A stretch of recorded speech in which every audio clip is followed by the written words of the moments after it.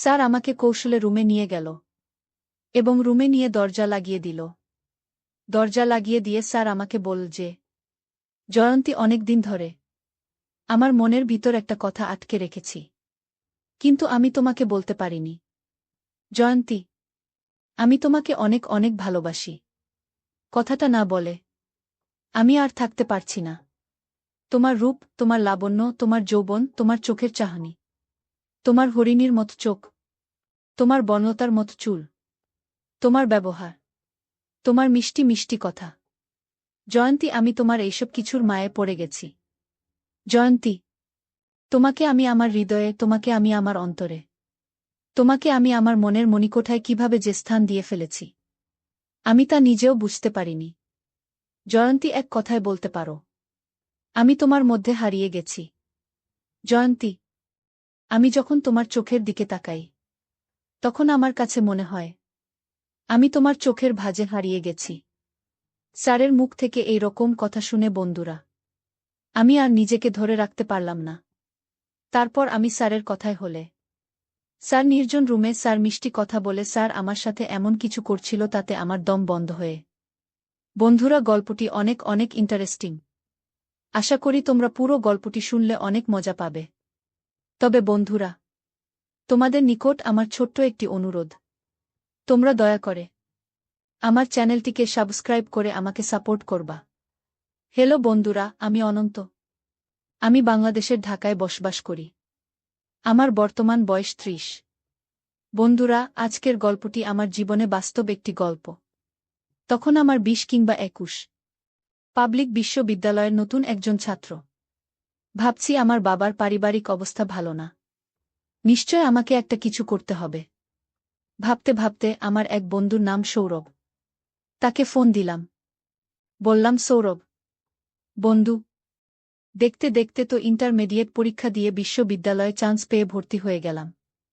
তুই তো জানোস আমার বাবার পারিবারিক অবস্থা খুব একটা বেশি ভালো না। বাবা আমাকে পড়ালেখার খরচ দিতে অনেক হিমশিম খাচ্ছে। আমার বাবা সামান্য একজন দোকানদার। আমার বাবার উপর আমরা পুরো পরিবার। বাবা আমাদের পড়ালেখার খরচ দিতে অনেক কষ্ট হয়। এখন বন্ধু, আমি একটা চাকরি অথবা অন্য কিছু করে যদি আমার খরচটা চালাইতে পারতাম, তাহলে আমার ক্ষেত্রে খুব উপকার হতো। কি করা যায় বন্ধু? একটা উপদেশ অথবা একটা পরামর্শ দাও। আমার কথা শুনে আমার বন্ধু সৌরভ কিছুক্ষণ ভাবল। ভাবার পরে বলল, অনন্ত, এই মুহূর্তে আমার কাছে কোনো কিছু নেই। Part time job, full time job অথবা আদার্স কিছু। কিন্তু একটা অপশন আমার কাছে আছে।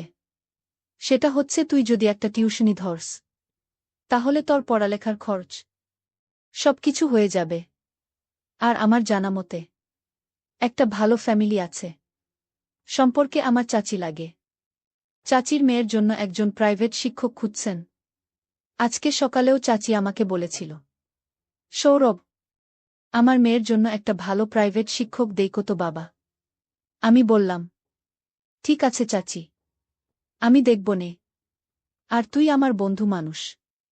তোর যে মেধা, তোর যে রেজাল্ট, সবকিছু দেখলেই আমার মনে হয় চাচি তোকে তার মেয়ের জন্য প্রাইভেট শিক্ষক হিসেবে নিযোগ দিতে দ্বিধাবোধ করবে না।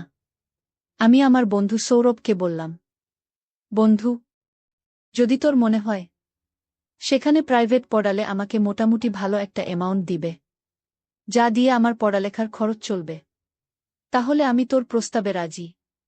তারপর বন্ধুরা, আমার বন্ধু সৌরভ তার চাচির কাছে আমার ব্যাপারটা বললে। তার চাচি আমাকে দেখতে চায়। তারপর বন্ধুরা, আমি তার চাচির কাছে আমার বন্ধু সৌরভের সহযোগিতায় গেলাম। তার চাচি আমাকে দেখে, আমার রেজাল্ট দেখে খুব পছন্দ হল এবং তার মেয়ের জন্য প্রাইভেট শিক্ষক হিসেবে আমাকে নিযোগ করল। পরের দিন থেকে আমি প্রাইভেটে প্রথম দিন যখন গেলাম, তখন আমার বন্ধুর চাচাতো বোনকে দেখে আমি ফিট খেয়ে গেলাম। এত সুন্দর মেয়ে আমার জীবনে কখনো দেখি নাই। পুরো ইন্ডিয়ান নায়িকা। স্মার্ট স্লিম বডি, একদম ফর্সা চেহারা। চোখগুলো আমার কাছে মনে হয়েছিল যেন ফুটল চেরা আঁকি। মাথার চুলগুলো আমার কাছে মনে হয়েছিল যেন বনলতা সেনের মত। অবাক দৃষ্টিতে তার দিকে কিছুক্ষণ তাকিয়ে থেকে আমি জিজ্ঞেস করলাম, কি নাম তোমার? সে উত্তর দিল, স্যার আমার নাম জয়ন্তী। আমি বললাম, বা জয়ন্তী, তোমার নামটা তো অনেক সুন্দর। তোমার নামটা যেমন সুন্দর, তুমিও এমন সুন্দর। জয়ন্তী আমার কথা শুনে একটা মুচকি হাসি বলল, স্যার আপনি অনেক রসিক মানুষ। আপনি অনেক মজার মানুষ। আমি বললাম, জয়ন্তী, কিভাবে বুঝলা যে আমি অনেক রসিক মানুষ? আমি অনেক মজার মানুষ। জয়ন্তী বলল, স্যার আমি অষ্টম শ্রেণীর ছাত্রী। আমার বয়স মোটামুটি কম না, তারপরও আমার ভেড়ে ওঠা, আমার বর হয়ে ওঠা, সবকিছুই আধুনিক পরিবারে। আমি বুঝি স্যার, একটা মানুষ কিভাবে কথা বললে আমার কাছে মনে হয় সেই মানুষটা রসিক। সেই দিক থেকে স্যার আপনি রসিক মানুষের অন্তর্ভুক্ত। অষ্টম শ্রেণীতে পড়ুয়া একটা ছাত্রীর কথা শুনে আমার মাথা ঘুরে গেল। একটা ছাত্রী এত বিচক্ষণ শক্তি দিয়ে রসিক মানুষ বের করতে পারে, আমার জানা ছিল না।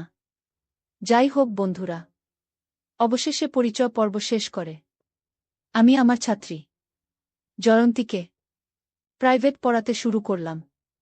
সেদিন ছিল প্রথম দিন। প্রথম দিন থেকেই বুঝতে পেরেছিলাম তার মেধা অত্যন্ত প্রকট, যে কারণেই তাকে প্রাইভেট পড়ানোর আগ্রহ আমার আরও বেড়ে যায়। কারণ মেধাবী ছাত্রছাত্রীদেরকে প্রাইভেট পড়াতে যে কোনো শিক্ষকেরই আগ্রহ অনেক বেশি থাকে। আমার ক্ষেত্রেও সেরকমই হয়েছিল।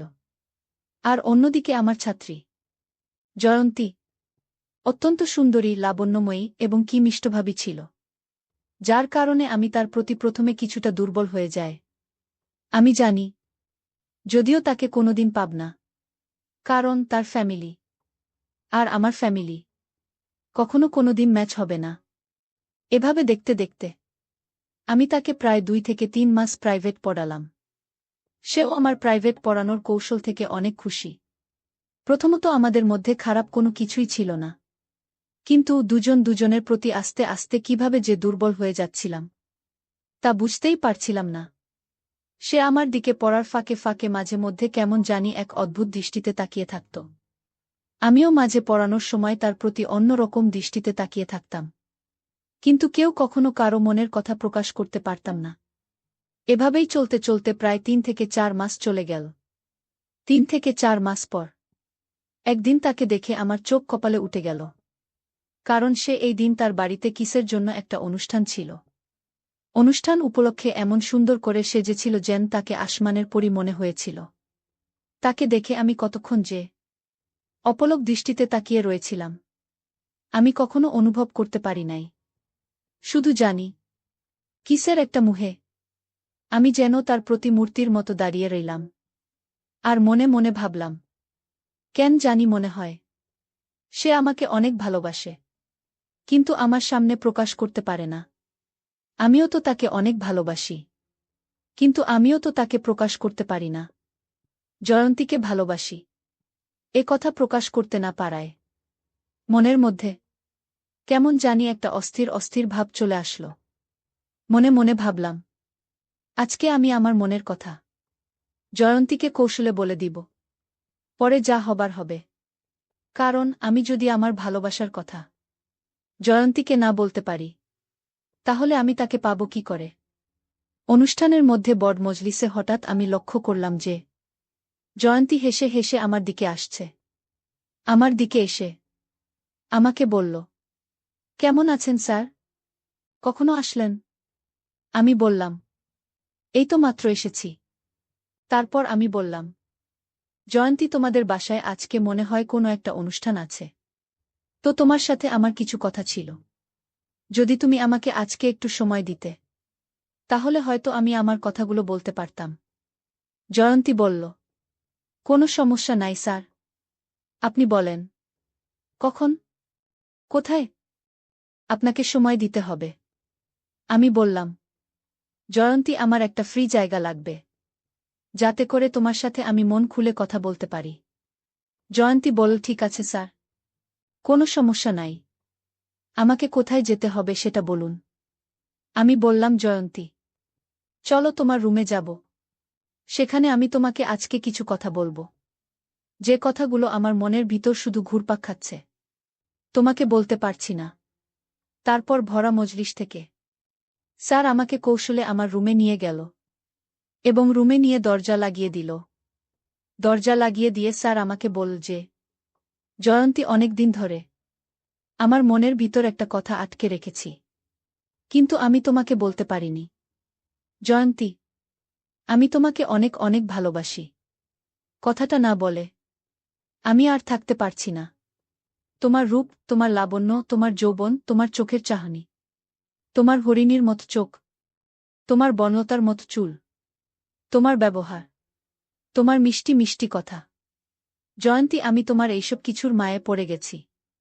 জয়ন্তী, তোমাকে আমি আমার হৃদয়ে, তোমাকে আমি আমার অন্তরে, তোমাকে আমি আমার মনের মণিকোঠায় কিভাবে যে স্থান দিয়ে ফেলেছি, আমি তা নিজেও বুঝতে পারিনি।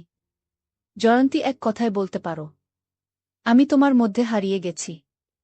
জয়ন্তী, আমি যখন তোমার চোখের দিকে তাকাই, তখন আমার কাছে মনে হয় আমি তোমার চোখের ভাঁজে হারিয়ে গেছি। আমি তোমার প্রেমের আগুনে পুড়ে ছাই হয়ে যাচ্ছি। জয়ন্তী, তাই আমি তোমাকে আমার কথাগুলো না বলে আর থাকতে পারছিলাম না।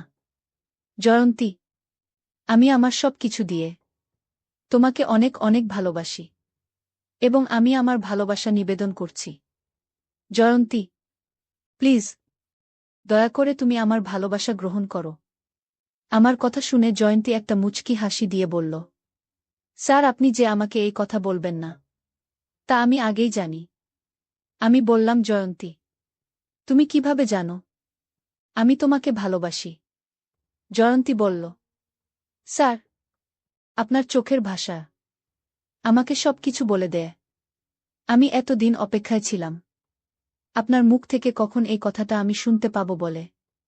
আজকে আমি ধন্য, আপনার মতো একজন মেধাবী ছেলে আমাকে ভালোবাসে কথাটা জানতে পেরে। স্যার, আমিও আপনাকে অনেক ভালোবাসি, কিন্তু স্যার, আপনার আমার ভালোবাসা আমার বাবা মা কখনো মেনে নিবে না। তাই স্যার, আমি শুধু শুধু আপনাকে ভালোবেসে কষ্ট দিতে চাচ্ছি না। আপনি স্যার বিকল্প চিন্তা করেন।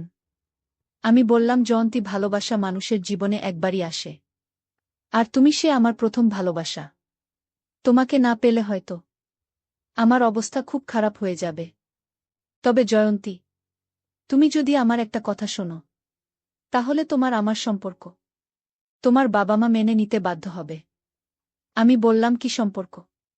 তখন স্যার আমাকে বলল যে, জয়ন্তী, তুমি যদি রাজি থাকো, তাহলে তোমার সাথে আমি এমন ধরনের সম্পর্ক করব যার ফলে তুমি আমার বাবুর মা হয়ে যাবে। তাহলে দেখবে তোমার আব্বা আম্মা এমনিতেই মেনে নিবে। জয়ন্তী, তুমি আমাকে কি ভালোবাসো না? তুমি যদি আমাকে ভালোবাসো, আশা করি তুমি আমার কথাটা রাখবে। জয়ন্তী, আমি তোমাকে চাই, জীবনে মরণে, শয়নে স্বপ্নে, সব সময় আমি তোমার পাশে থাকতে চাই। জয়ন্তী, প্লিজ না করো না, একটু সুযোগ দাও, দিয়ে দাও। তারপর বন্ধুরা একদিন স্যার আমাকে কৌশল করে বাসায় কেউ না থাকায় জীবনের প্রথম বসন্তের ফুলটা ফুটিয়ে ফেলেছিল। তারপর বন্ধুরা স্যারের সাথে আমার আর পারিবারিকভাবে বিয়ে হয়নি, কিন্তু অতীতের স্মৃতিগুলো আমাকে মাঝে মধ্যে খুব কষ্ট দেয়া। যাকে নিয়ে এত স্বপ্ন দেখেছিলাম, যার হাতে সঁপে দিয়েছিলাম জীবনের প্রথম, জীবনের শ্রেষ্ঠ সম্পদ, সে আজ অন্যের, আমিও আজ অন্যের। বিস্ময়কর পৃথিবী, বিস্ময়কর মানুষ। অর্থবিত্তের কারণে দুটি মন আজ আলাদা, দুটি প্রাণ আজ আলাদা।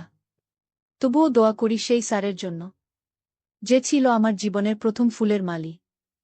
বন্ধুরা, আজকে এই পর্যন্তই। গল্পটি যদি তোমাদের ভালো লাগে, তাহলে অবশ্যই লাইক, কমেন্ট, শেয়ার করবা। বন্ধুরা, তোমরা যদি এরকম ধরনের ইন্টারেস্টিং গল্প পেতে চাও, তাহলে দয়া করে আমার চ্যানেলটিকে সাবস্ক্রাইব করে আমাকে সাপোর্ট করবা। পরিশেষে তোমাদের সুস্থতা কামনা করছি। ভিডিওটি দেখার জন্য তোমাদের সকলকে অসংখ্য ধন্যবাদ।